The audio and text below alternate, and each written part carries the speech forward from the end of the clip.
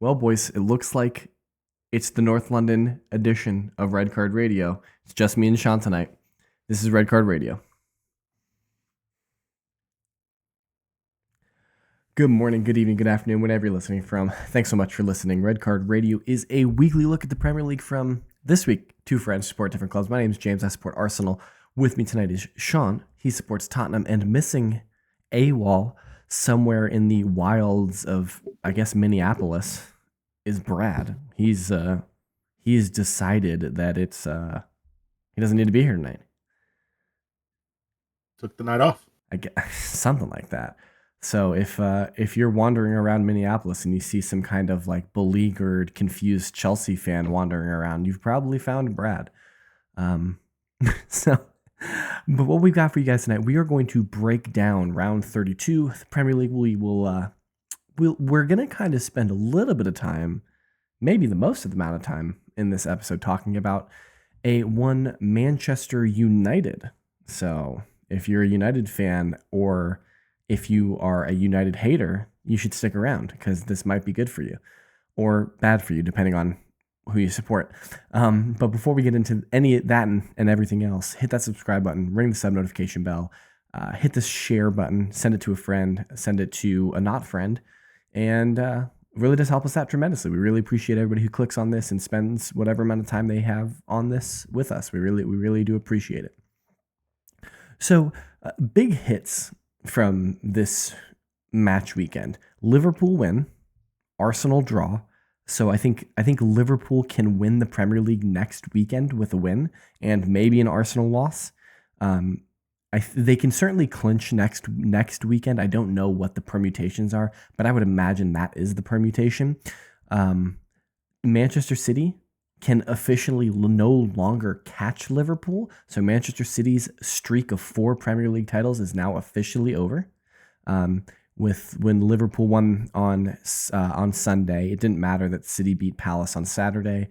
It was looking a little shaky there for City in the first half of that game. They went down 2-0 before coming back.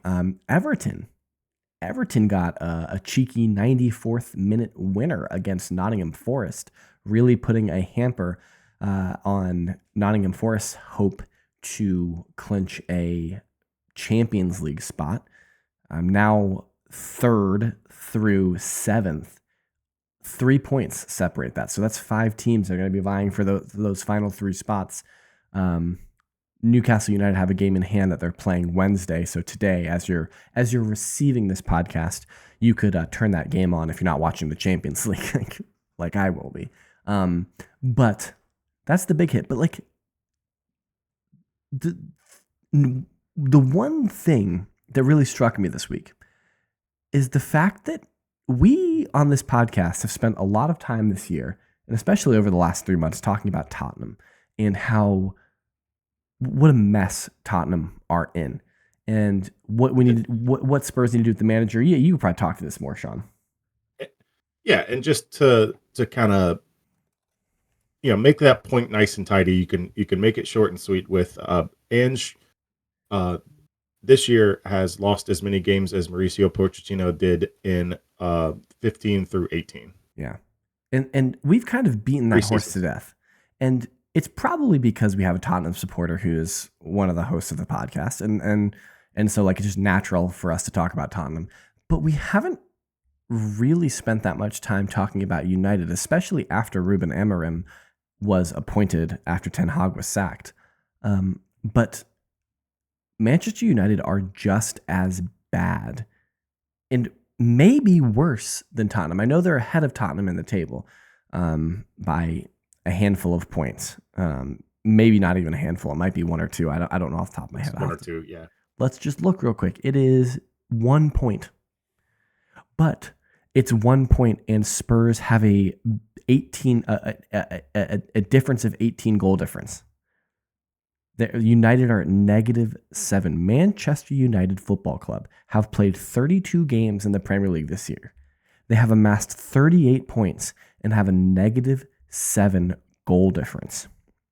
This is the Manchester United that arguably is the biggest brand in English football, arguably is the biggest club in English football. They like to argue it. I disagree. I think it's Liverpool personally. But commercially, for sure, United are the biggest club. Now, City fans will disagree with that, but we all know that's fake. Um, and even if the Premier League doesn't find them guilty, even if they're not guilty of the 115, everyone knows it's fake. We don't need to argue about it. It's fine. Um, and we haven't spent any time talking about this. So I think for the next couple minutes, like, what do United need? Like, where do they go from here? What are their biggest issues? What do you think, Sean? Yeah, because that's, you know, piggyback on your thought. Tottenham are having a historically bad season, and included a stretch for about 2 or 3 months where we were playing no recognized center backs at all on the roster, and and we're limping through and not getting results. And I'm not making excuses for any of this stuff, and sometimes injuries are a reason, but that is to say, this is a historically bad season for Tottenham, and United are right there, and Yeah. worse, and feel worse Yeah. somehow. And they probably feel worse because of the goal differential. At least Tottenham feel dangerous, Yeah. where I don't know if you can say that about United. When Tottenham beat you, they beat you. And Mhm. they don't lose by a whole lot usually. United just get blown out in games, right? Yeah, And including this past. I mean, just yeah, got rocked by Newcastle. And pre-production, you made a very valid point. Newcastle can do that to anyone from Liverpool to Southampton. They can put yep, four on you in a hurry. yep. So, Eh, eh, what do they need to do? This is a It's long got to list, it. It's something. It's something they can't do this summer because they're so financially hamstrung right now. which is So insane. what? Insane. Yes.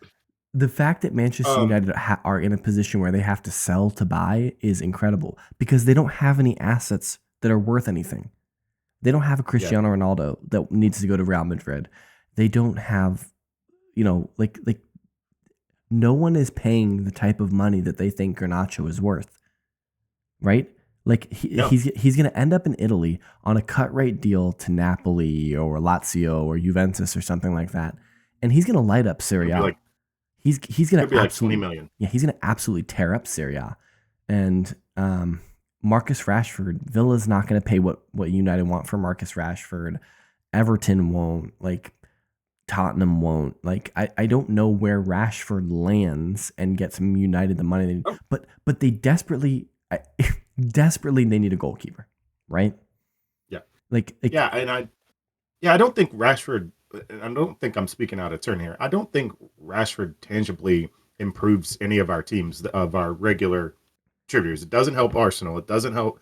He doesn't help Liverpool. I don't think he helps Tottenham because we already have the players in those positions. He doesn't help Newcastle. It doesn't help Chelsea. I mean, so they're gonna have to sell him to somebody like Crystal Palace or West Ham, and they're just not gonna get the money for that. yeah. And yeah, and I was just thinking as we were talking about they don't have the assets. Probably their most valuable asset is the 19-year-old Diallo. Yeah. He's very young. He shows a lot of promise. But if you're in a rebuild, the last thing you want to do is sell your young your young core, Yeah. and Could then you because what are you could going to get after that? could you imagine 4 years ago Arsenal selling Bukayo Saka? Because they were so financially hamstrung, they had to Yeah. just dump him. Like that would have Arsenal would be still in the dumps. And so like desperately you need a goalkeeper, and you have a lot invested in Onana, which is a problem. You need both wingbacks for Ruben Amorim's system because he wants to play three center backs and then play wing backs. He doesn't have the wing backs that he needs. They need center backs. Martinez is probably good enough to be in there, but then you're pairing him with Harry Maguire. Uh, what's Phil the Jones. no? Phil Jones is already gone. What's his name? He played for Juve. He played for Munich. Why can't I remember his Oh, name? Delict. Thank you. Delit. Delict is good. I like Delict, but he hasn't been good this year. So you need center backs. You need midfielders. Casemiro's aging. Ericsson's aging. Mason Mount can't stay fit. And so like you need a complete midfield rebuild, and then an attack like you're relying on Rasmus Højlund, Xerxes, Garnacho. I guess you get Sancho back from Chelsea loan. You get Rashford back from an Aston Villa loan, but all of these are not these are not players that a want to be at United anymore or have already been shipped out. So like why like they clearly the club has moved on from them. It's like we're talking about they need to flip their it seems like their entire squad essentially, and they have no Yeah, money. And Manchester United is in that position, which is incredible to me. it's it is shocking. It has to be like one of the biggest derelicts of duty of when they signed Paul Pogba. They I use this point of reference a lot, but when they signed Paul Pogba, they paid for his transfer and kit sales day one. This is the type of like machine we're talking about. We're Yeah. not talking about Everton, and Everton's a big club in the grand scheme of things, but it's just levels to this. Yeah. And I mean, to Manchester United on a global scale are up there with Real Madrid. And that's not even like a controversial thing to say. United have enormous pull in Asia, in India, in Africa. They have huge support all over the world. There's foolish people in America who support Manchester United, right? And so like they've got incredible pull all over the world. But this Manchester United team, and I think if you ask Manchester United supporters, I think everyone would turn to and say it's the Glazers, right? yeah, The they're Glazers ran them into the pulling ground. money out. Yeah. Yeah, they're so just a brief look. They're not in too bad they're not in as bad as I would have thought on the wages. Um, True. it's really just Fernandez, but you can argue whether he deserves that or not. Let's say he does. You're paying a lot to Mason Mount, and Casemiro's going to come off the books soon. So They and hope. I think he's got another year, doesn't he? that's their three biggest Yeah. wages. So a couple of those are manageable. Then you start getting back into the 100,000s. 150 for Erickson, 150 for Shaw, Mazraoui 130. So it's not awful, No. you know. But their issue is Uh, they're sell to buy. They don't have the cash to go buy. And Jim Ratcliffe said this. He gave an interview to Gary Neville like a month ago. And this is the chief of Ineos who has the footballing stake in Manchester United now. Like he has essentially said we are not in a position to buy players without selling first. yeah, now that I'm looking over this, yeah, when I said Phil Jones, I was thinking of Johnny Evans. Oh But yeah, same, same. just looking over this quickly, there. So You can move on if they can get somebody to purchase them. You could sell Ugarte and Casemiro. They just Maybe got address the Ugarte. They just signed him.